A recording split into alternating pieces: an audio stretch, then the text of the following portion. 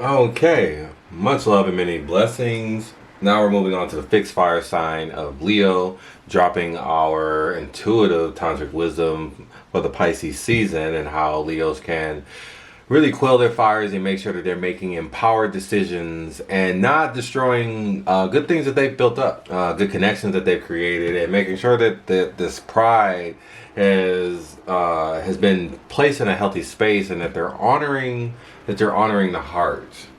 So when channeling this message from Spirit, seeing the themes of emotional balance come out, especially along with the Queen of Swords, is bringing out a lot of different intensities.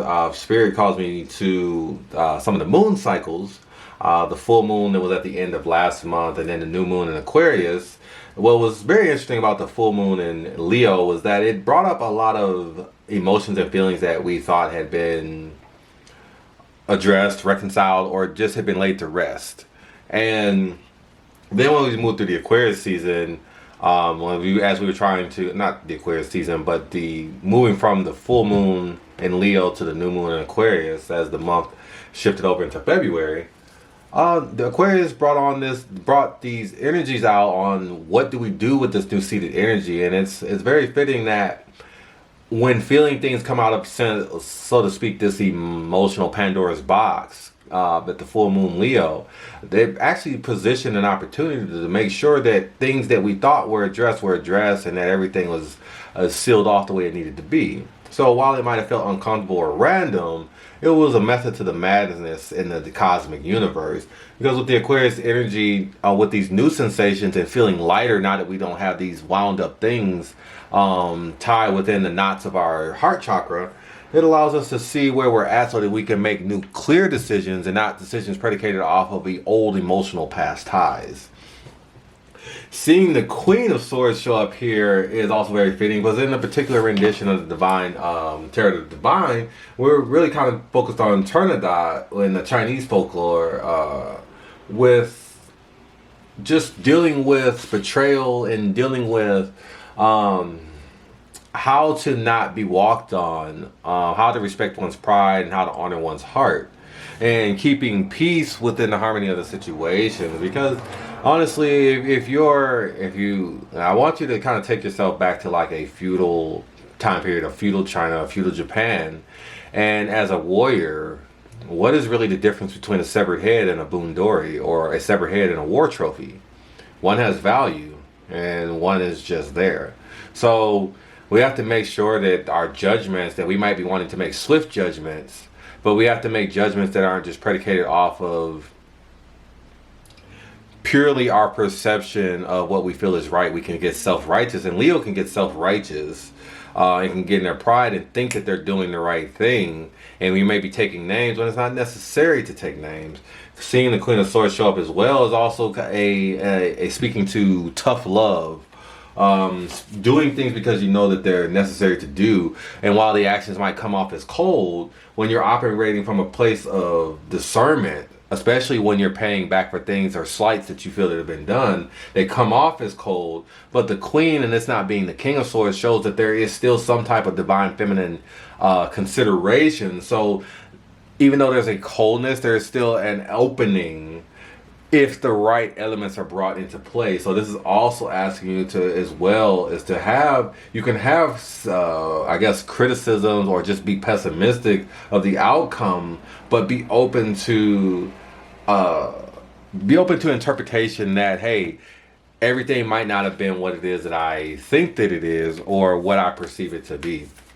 The Queen of Swords also shows that as well. When she shows up, she is a deep inner pondering, or feeling as if we're locked away from something that feels further away than we give credit for. So there's an emotional connection or a way that you wish to be treated or received that you feel is not being respected, that you feel is not being honored, that you're not getting, and you feel that you have to do radical things. Whew. You have to do radical things to get the attention, to create the platform that you desire. You feel that you have to make these drastic actions and take these drastic actions so that people don't fuck with you or disrespect you, because you want to have some solidarity within your space. You want to create things have not necessarily been going the way that you wanted them to, so you want to create something to show for your efforts, even if it means being tough in situations that you normally wouldn't even bat an eye about. So we have Iris. So communication is key, and with the Queen of Swords being here, Queen of Swords being an air element, this is also a discernment that there needs to be more consideration of the perceptions or the thought processes that you hold, and there also needs to be a consideration with the Queen of Swords being here of speaking more from the heart or from a space that's more inward than necessarily speaking from a selfish place or a space that only holds personal values in the forefront.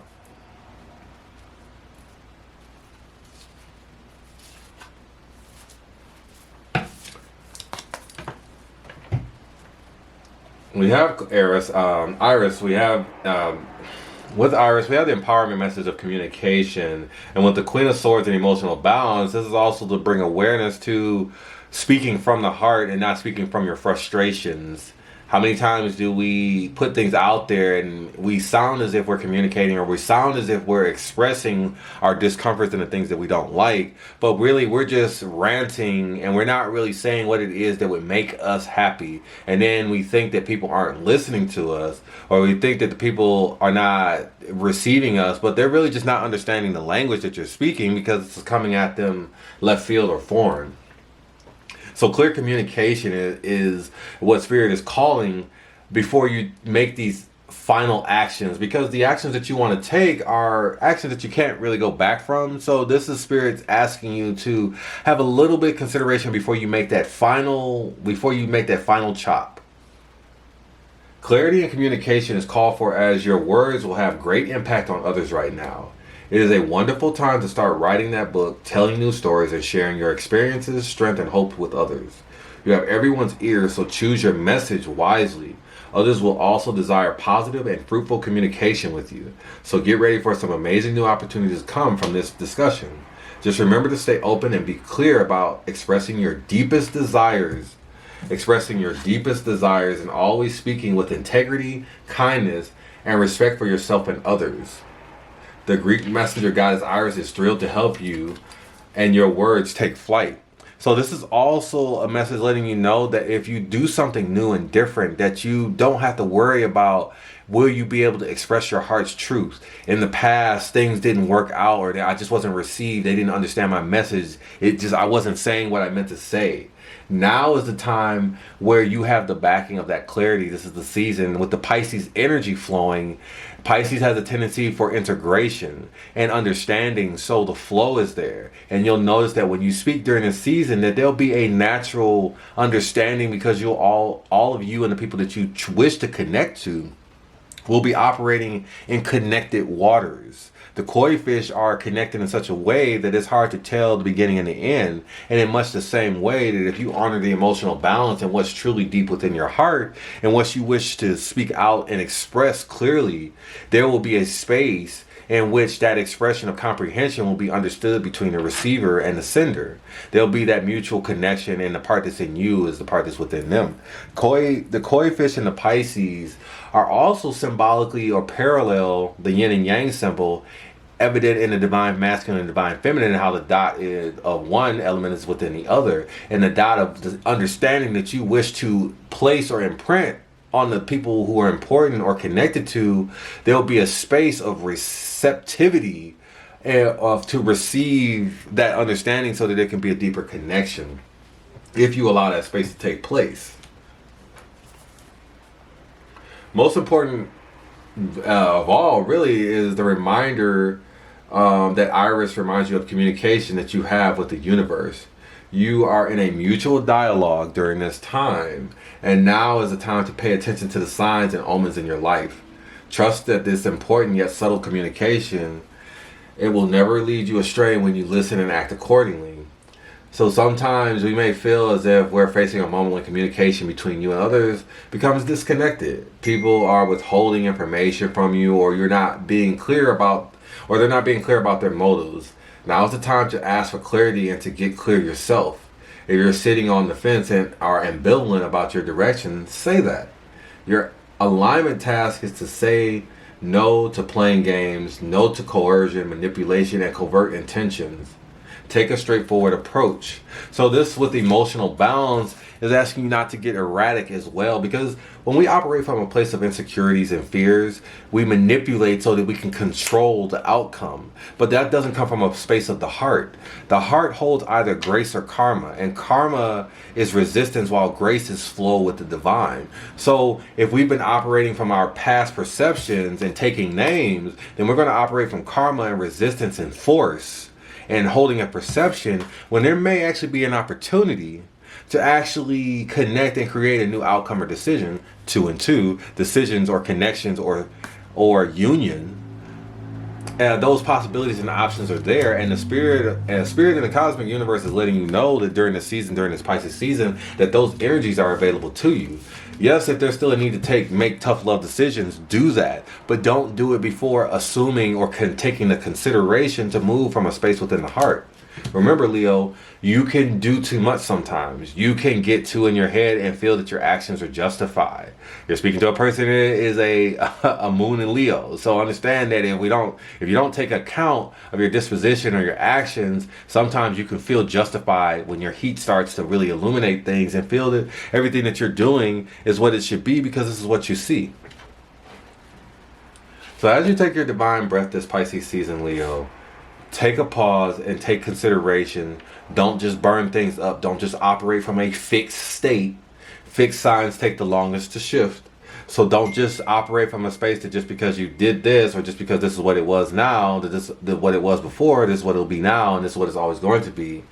Actually allow the opportunity for communication. What does it really cost you? I hope this has resonated with your spirit, and as you move through the Pisces season, that you allow a space for emotional balance and the ability to move with tough love, or to move with the ability to open a space and to be vulnerable when necessary, to be optimistic when necessary, to operate from the warmth of your heart when necessary. Let this resonate within your spirit. Much love, many blessings, and Ashe.